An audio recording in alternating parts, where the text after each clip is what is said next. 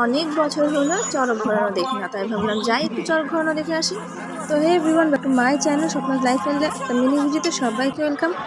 তো আমরা চড়ক ঘোরানো দেখতে গিয়েছিলাম ঠিকই, কিন্তু গিয়ে চড়ক ঘোরানো দেখতে পাইনি। এবারেও হলো না চড়ক ঘোরানো। তো মেলায় আমার জ্যাঠা দোকান দিয়েছিল, জিলিপির দোকান, আর সেখানে গিয়ে আমার মা দিদি সবাই গল্প করছিল, আর আমি জাস্ট মেলাটা ঘুরে ঘুরে একটু দেখছিলাম। তারপরে হঠাৎ দেখা হয়ে গেল আমার স্কুল ফ্রেন্ড পূজার সাথে।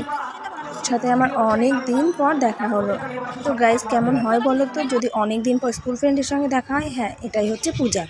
ওর সাথে দেখা হওয়ার পর অনেক গল্প করেছিলাম, যেহেতু অনেক দিন পর দেখা, ও ব্যস্ত আমিও ব্যস্ত, দেখা হয় না। ওর সাথে আমার কথা হয় মেসেঞ্জারে বা কমেন্ট বক্সে। তারপর অনেক দিন পর দেখা, ছবি না তুললে হয়, তাই আমি একটা ছবি আর একটু ভিডিও করে নিলাম।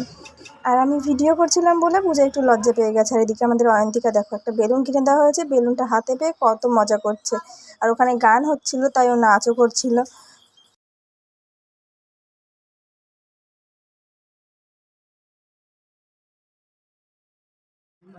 তারপর আমরা গেলাম লস্যির দোকানে, আমি দিদা দিদি জাইম্বু সবাই লস্যি খেলাম।